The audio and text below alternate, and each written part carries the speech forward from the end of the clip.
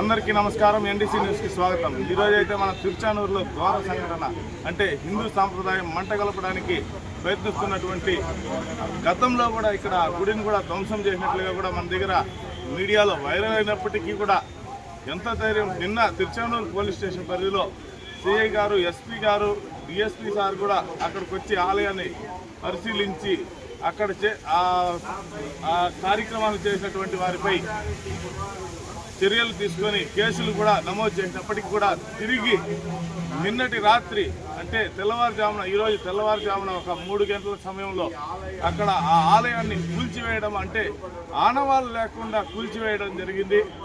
ఈ ప్రకారం ప్రతి ఒక్కరు కూడా తిరుచానూరు పోలీస్ స్టేషన్ భక్తులందరూ కూడా సరే పోలీస్ స్టేషన్ సర్కిల్ దగ్గరికి వచ్చి భారీ ఎత్తుగా అక్కడ ధర్నా చేయడం జరిగింది.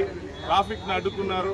ఇదే ప్రకారం హిందూ సాంప్రదాయం ఏమవుతా ఉంది, హిందూ సాంప్రదాయాన్ని కాపాడడం ఎలా? మన నరేంద్ర మోడీ గారు చెప్తున్నారు, హిందూ మతాన్ని కాపాడండి, జై శ్రీరామ్ అంటూ. ఇక్కడ మనం చూసినట్లయితే ప్రతి నిత్యం తిరుపతికి శ్రీవారి భక్తులు వస్తూనే ఉంటారు.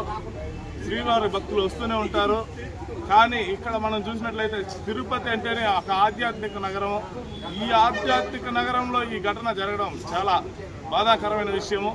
అదే ప్రకారం ఇక్కడ మనతో కూడా స్వామివారు ఉన్నారు. ఆయన మాటల్లోనే విందాం.